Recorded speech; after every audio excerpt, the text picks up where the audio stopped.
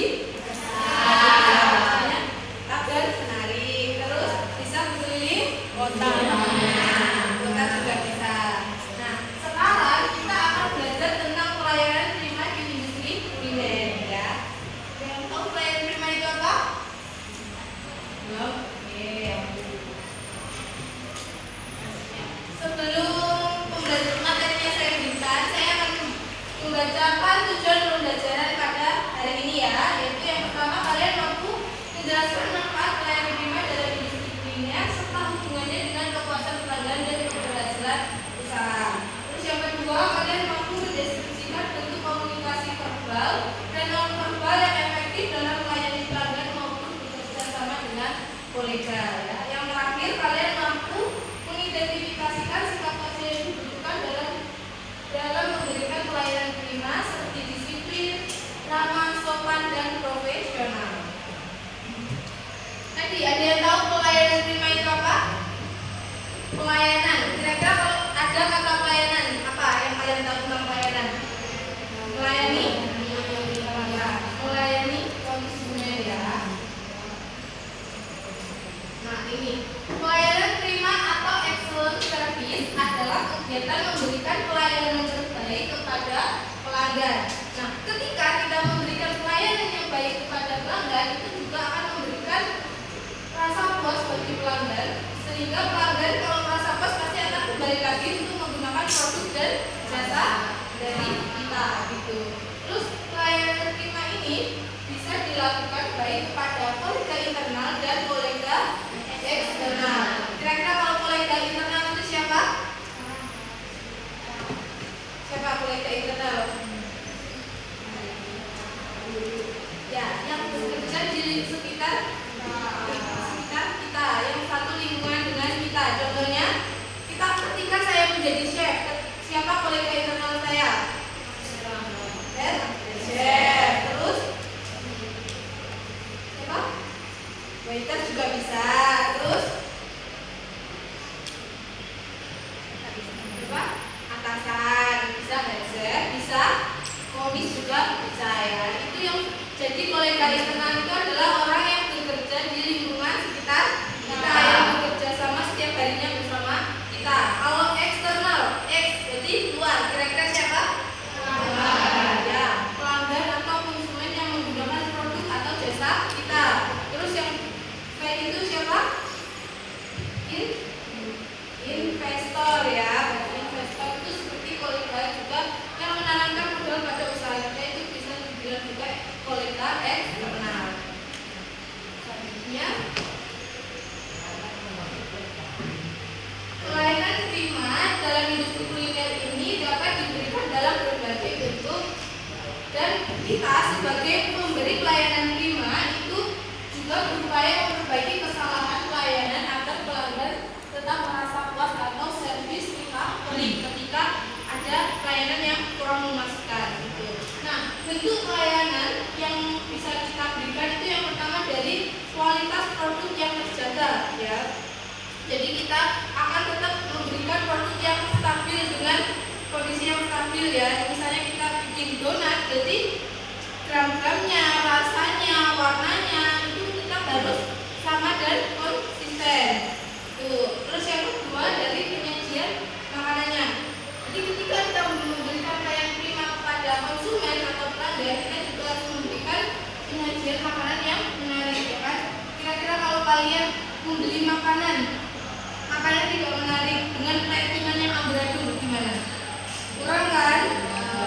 Jadi kita perlu memberikan penyajian makanan yang bagus. Yang ketiga, penampilan staff. Kira-kira gimana? Kalau misalnya kalian ke restoran, ke kafe, ke hotel, terus penampilan staffnya jelek, rusuk, menarik apa enggak? Tidak. Kira-kira mau balik lagi enggak? Tidak. Nah, jadi penampilan staff ini juga termasuk ke dalam pelayanan prima yang akan memberikan kepuasan kepada pelanggan. Terus yang terakhir ada sikap staff. Jadi kira-kira sikap staff yang menurut kalian memberikan pelayanan puas itu apa? Ramah. Terus sopan. disiplin ya, disiplin, profesional juga. Jadi ketika ada misalnya ada pelanggan atau konsumen yang melakukan kesalahan atau yang lain-lain, kita tidak boleh mengecharge ya, karena itu bentuk yang tidak profesional.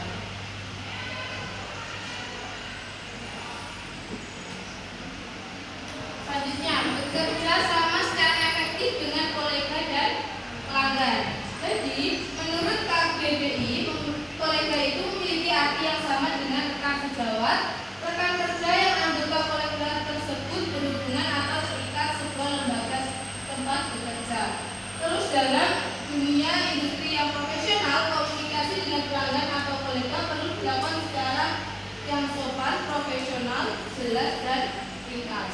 Jadi kalau kalian bekerja sama dengan kolega baik itu internal atau eksternal, kalian juga tetap harus dengan komunikasi yang sopan, terus juga harus profesional, tetap profesional baik itu dengan bawahan maupun atasan ataupun konsumen, pelanggan. Ya, terus juga kalian juga tetap profesional.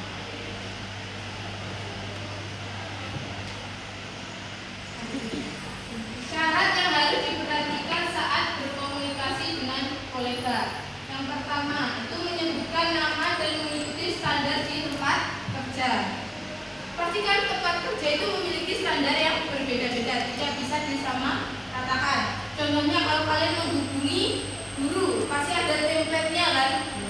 Tidak mungkin kalian menghubungi guru, Bu, kayak cuma Bu, saya mau ini, pasti tidak sopan gitu. Pasti kalian juga harus mengucapkan salam dulu. Habis itu mohon maaf. Habis itu izin dan menyebutkan nama dan mengutarakan maksud dari kalian menghubungi guru tersebut gitu. Terus selanjutnya mengutamakan kejujuran.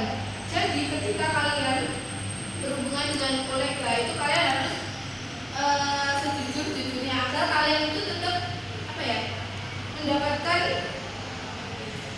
kepercayaan dari kolega kalian atau pelanggan kalian. Terus yang ketiga, berbicara dengan intonasi yang jelas. Ya. Kira-kira kalau kalian berbicara dengan temannya sendiri, tapi suaranya tidak jelas, kesel nggak?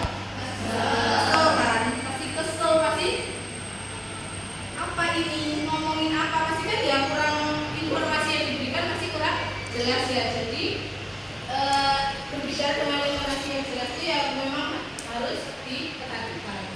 Terus yang terakhir, memperhatikan gestur nonverbal selaras dengan yang diucapkan. Seperti sekarang saya lagi menyampaikan materi kepada kalian. Pasti ada gerakan dari tubuh saya, gestur tubuh saya ya kan. Itu yang menunjang dari apa yang saya ucapkan. Tapi gestur ini juga tidak bisa diberikan terlalu berlebihan. Ya, nanti kalau berlebihan juga tidak akan enak dipandang.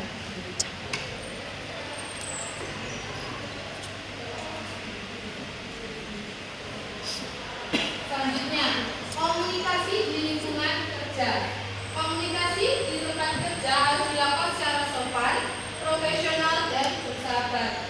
Komunikasi ini dibagi menjadi dua, yaitu yang verbal dan non-verbal. Kalau verbal itu dilakukan dengan lisan dan tulisan. Contohnya, ketika kalian ngobrol sesama, ketemu langsung, itu dinamakan komunikasi verbal. Ketika kalian ngobrol atau berdiskusi dengan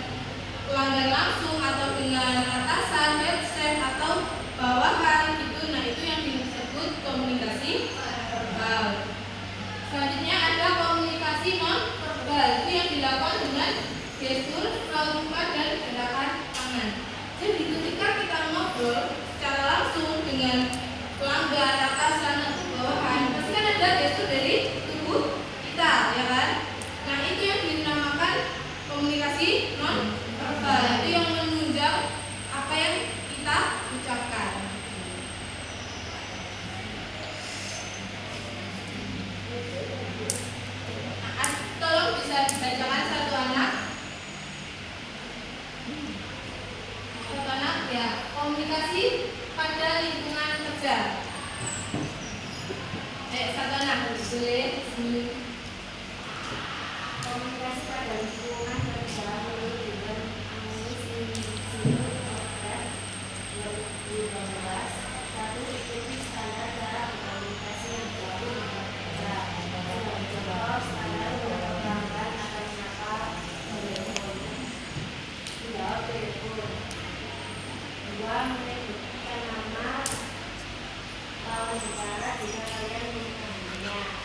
Tiga, selalu berkata jujur, bijaksana, memberikan perhatian, bersama. Empat, jangan lupa kata maaf, tolong, dan terima kasih. Lima, berbicara kawan dengan suara normal, tidak terlalu miring dan tidak terlalu keras. Enam, pastikan gestur nonverbal dilakukan sesuai dengan perkataan yang dilakukan. Jadi ini adalah standar yang harus diperhatikan ketika berkomunikasi pada lingkungan kerja. Yaitu contohnya nih, pastikan gestur nonverbal dilakukan sesuai dengan perkataan yang diucapkan. Jadi ya seperti yang saya sebutkan tadi, gestur tubuh kita mulai dari wajah, tangan atau gerakan tubuh lainnya itu juga harus selaras ya, tidak boleh berlebihan dan juga tidak boleh yang minim. Nanti kalau minim kan ya cuma bosen ya, kalau kita mendengarkan suara aja tidak ada pergerakan kan bosen. Jadi kita juga gestur tubuh kita itu menunjukkan dari komunikasi tersebut. Oke, kita sedikit dulu ya untuk membangkitkan semangat belajar kalian. Nah, SBK-nya clue-nya itu sakit, sikut, sikat. Nah, kalian berdiri semua. Kalau berdiri semua, disiapkan satu ballpoint di tengah. Jadi satu meja satu ballpoint. Boleh ya, satu meja satu ballpoint. Ya, apa-apa sendiri. Jadi nanti ketika saya mengucapkan sikat, kalian harus cepet-cepetan ambil ballpointnya, oke? Lakukan, oke? Paham? Ya, dengerin ya. Sudah siap? Ya.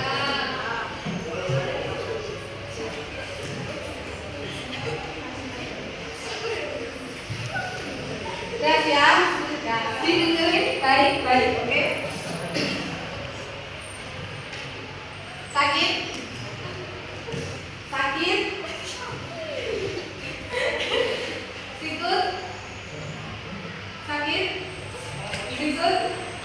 Sakit? Sakit? Sikut? Sikat?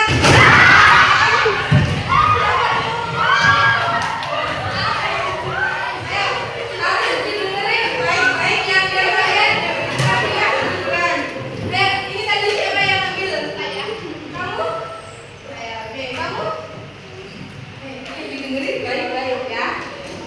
Dulunya sakit, sikut, sikat. Saya ikutan, ya. Sikut, sikut, sakit, sakit, sikut, sakit, sikut, sikut, sakit, sikat.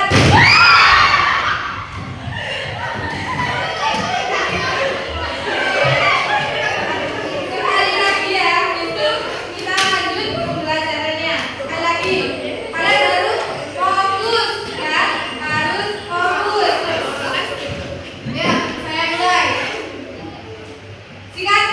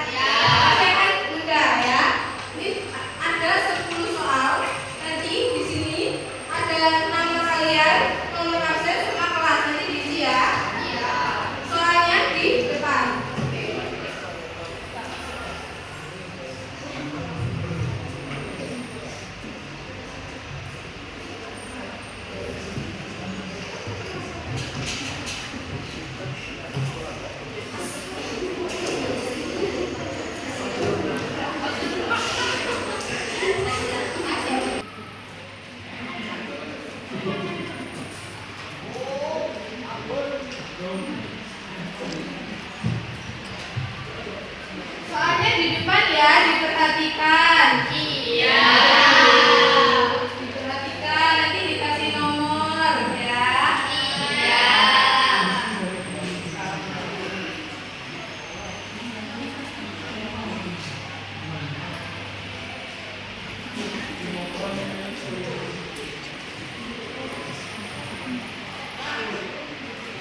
Oke, sudah selesai semuanya? Sudah. Selesai ya, saya dikumpulkan ya semuanya.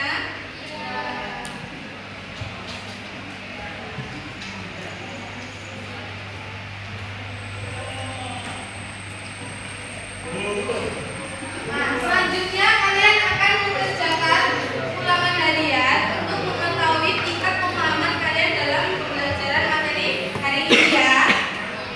Boleh di-scan. Nih, ulangan hariannya.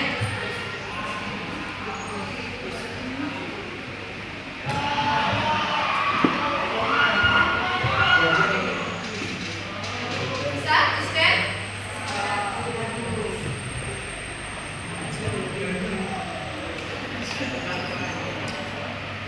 Nah, dikerjakan ya. Harus jujur. Dikerjakan masing-masing.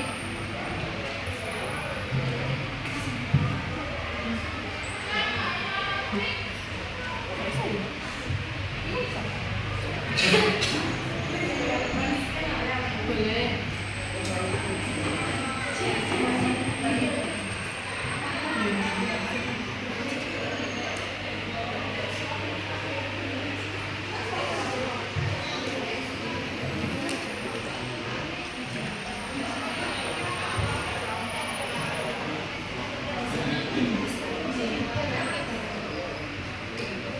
Dikerjakan masing-masing jujur ya.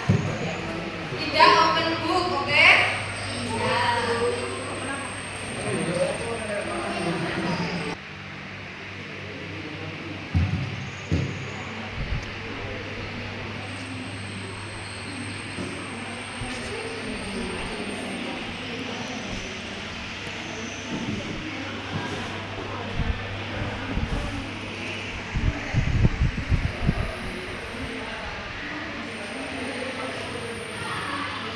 Selesai ulangan hariannya? Gimana hasilnya? Bagus-bagus? Berapa?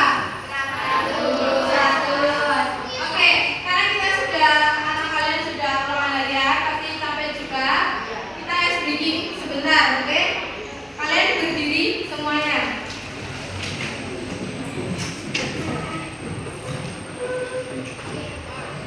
Dua anak maju ke depan. Dua anak maju ke depan. Ayo, sini. Maju ke depan. Ya, dua orang maju ke depan. Sini, sini. Ada depan. Ada depan, Ren. Ayo, ada depan. Agak sini ya, agak sini. Sini, sini. Nah, ice breaking-nya itu mendekat, clue-nya mendekat, menjauh, tangkap. Oke? Paham? Ayo, coba sama saya sini. Ketika saya bilang gini, tangannya gini ya. Menjauh, menjauh. Mendekat, mendekat, menjauh, tangkap. Paham? Ayo coba. Menjauh, mendekat, menjauh, mendekat, mendekat, tangkap.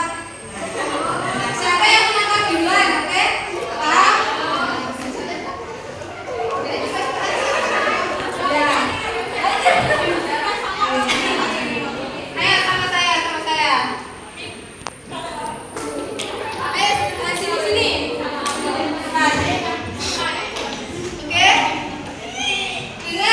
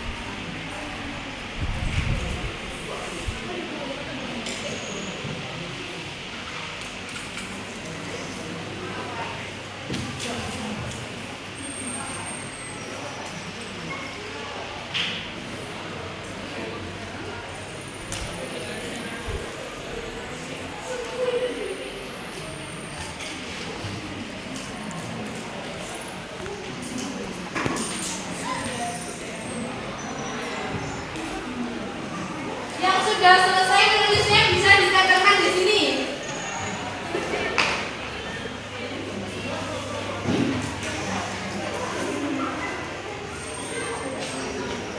Oke.